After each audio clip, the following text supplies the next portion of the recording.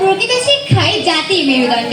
আসসালামু আলাইকুম, ধন্যবাদ আমাকে এখানে উপস্থাপনের সুযোগ করে দেওয়ার জন্য। আজকের বিতর্কের বিষয় বর্তমান শিক্ষা পদ্ধতির চেয়ে পূর্বের শিক্ষা পদ্ধতি ছিল অধিক শ্রেয়।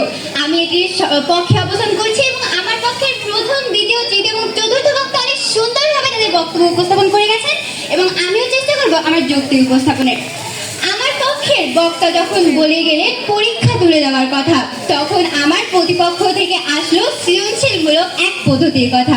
হ্যাঁ, আমি বিশ্বাস করছি এটা সৃজনশীলমূলক পদ্ধতি। যখন পরীক্ষার পরিবর্তে দেওয়া হচ্ছে অ্যাসাইনমেন্ট নামক বাড়ির কাজ, তখন শিক্ষার্থী সেই অ্যাসাইনমেন্ট নামক বাড়ির কাজ বাসায় নিয়ে গিয়ে সেগুলোর সমাধান করছে তাদের অভিভাবক কিংবা বড় ভাই বোন থেকে, সমাধান করছে গুগল কিংবা ইউটিউব থেকে। যেখানে মেধার বিকাশই নেই সেখানে সৃজনশীলতা তো কোন দূর বিদেশের কথা। তাহলে এই কোন সৃজনশীল পদ্ধতির কথা বলে গেলেন আমার প্রতিপক্ষ? এর পরিপ্রেক্ষিতে বা ধারাবাহিকতায় আমি একটি কথা বলতে চাই। রাজধানীর বনশ্রী আইডিয়াল স্কুলের একজন রফিকুল ইসলাম নামক শিক্ষার্থীর অভিভাবক বলে গেছেন, আমার ছেলে যখন ইন্টারনেট দেখে এগুলো সমাধান করছে তখন আমি বুঝতে পারছি না তার কি লাভ হচ্ছে। প্রশ্ন রয়ে গেল আমার প্রতিপক্ষ দলের কাছে। আমার প্রতিপক্ষ দলের দ্বিতীয় বক্তা যখন বলে গেলেন হালবিহীন নাবিক ছাড়া জাহাজ নাকি সঠিকভাবে চালানো যায় না, তাহলে গন্তব্যহীন এই শিক্ষা পদ্ধতি, গন্তব্যহীন এই শিক্ষার বইগুলো আমাদের দেশকে কিভাবে উন্নতির দিকে নিয়ে যাবে? আমার প্রতিপক্ষ দলের দ্বিতীয় বক্তা আরো বলে গেলেন আনন্দ কেন্দ্রিক শিক্ষা প্রবর্তন নাকি এই শিক্ষা পদ্ধতির মূল ভিত্তি। আনন্দ না হলে নাকি আমরা শিক্ষার ক্ষেত্রে মনোযোগ পাবো না। আনন্দ কেন্দ্রিক এই শিক্ষা পদ্ধতি প্রত্যাবর্তন করতে গিয়েই তো ব্যঙ্গমূলক শিক্ষা এই পদ্ধতির সৃষ্টি। আমার পক্ষের বক্তা যখন বলে গেলেন টিমবাজির কথা, কিভাবে এই টিমবাজি আমাদের সফলতা অর্জনে সহায়তা করবে। হয়তো আমার প্রতিপক্ষ দল প্রশ্নটি শুনেছে কিন্তু উত্তর দেওয়ার সময় হয়তো মনোযোগ এখানে ছিল না, তাই কোনোটার সফলতার কথা না উল্লেখ করে বসে গেলেন আমার প্রতিপক্ষ বন্ধু। বইয়ের একটি পেজের কথা যখন উল্লেখ করে গেলেন আমার প্রতিপক্ষ দলের চতুর্থ বক্তা, তখন আমি বলতে চাই তোমরা যখন বললে ব্যবহারিক কাজের কথা, তোমাদের ব্যবহারিক হচ্ছে কি ধরনের?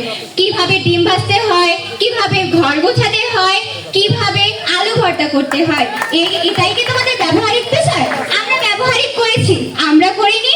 রসায়নের বিভিন্ন কঠিন যে বিষয়গুলো রয়েছিল, রসায়নের যে পদ্ধতিগুলো, রাসায়নিক বিক্রিয়াগুলো রয়েছিল, সেখানে আমরা যে বিক্রিয়া করেছি সেটা কি তোমরা ভুলে গেলে?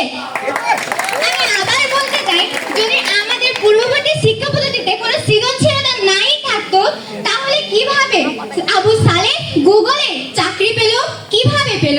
প্রশ্ন রয়ে গেল আমার প্রতিপক্ষ বন্ধুর কাছে। আবার বলতে চাই, আমাদের পূর্ববর্তী পদ্ধতি নাকি এই পরীক্ষাগুলো ছিল মুখস্থ নির্ভর পদ্ধতি। পরীক্ষা বলতে তোমরা কি বোঝায় সেটা কি জানো? পরীক্ষা বলতে বোঝায় মেধা মূল্যায়ন। যখন আমাদের শিক্ষার্থীরা জানবে না কিভাবে মেধা মূল্যায়ন করতে হয়, যখন আমাদের শিক্ষার্থীরা জানবে না কোন সাবজেক্ট, কোন বিষয়ে বাংলাতে, ইংরেজিতে নাকি গণিতে তাদের দুর্বলতা রয়েছে, কিভাবে তারা দেশের সফলতা অর্জন করবে? প্রশ্ন হয়ে গেল আমার প্রতিপক্ষ বন্ধুর কাছে। ডক্টর, ইঞ্জিনিয়ার কিংবা জীবনের যোগ্যতা অর্জনের জন্য নিজেকে যোগ্য হিসেবে, আদর্শ হিসেবে প্রতিষ্ঠিত হতে হয়। যখন মেধা মূল্যায়নের সকল দ্বার থাকবে স্তব্ধ, তখন একজন শিক্ষার্থী নিজেকে কিভাবে যোগ্য করবে? নিখুঁত ও স্তব্ধ, নিখুঁত এবং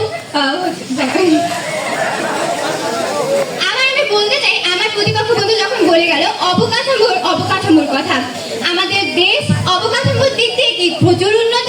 প্রশ্ন রয়ে গেল আমার প্রতিপক্ষ বন্ধুর কাছে। যখন আমি প্রতিপক্ষের কাছ থেকে 1 মিনিট চেয়ে নিচ্ছি, তখন বললো উন্নত দেশগুলোতে এগুলো বাস্তবায়ন করা হয়েছে। উন্নত দেশগুলোতে রয়েছে হচ্ছে অবকাঠামোগত উন্নয়ন, তাদের রয়েছে বিভিন্ন সরঞ্জাম। এ সকল পদ্ধতি বাস্তবায়ন করার জন্য রয়েছে তাদের হচ্ছে প্রয়োজনীয় সরঞ্জাম। আমাদের দেশে কি রয়েছে প্রয়োজনীয় সরঞ্জাম? যেখানে নুন আনতে কারেন্ট ফুরিয়ে দেয়, সেখানে কিভাবে এই শিক্ষা পদ্ধতি স্থান করে নেবে? প্রশ্ন হয়ে গেল আমার প্রতিপক্ষ বন্ধুর কাছে।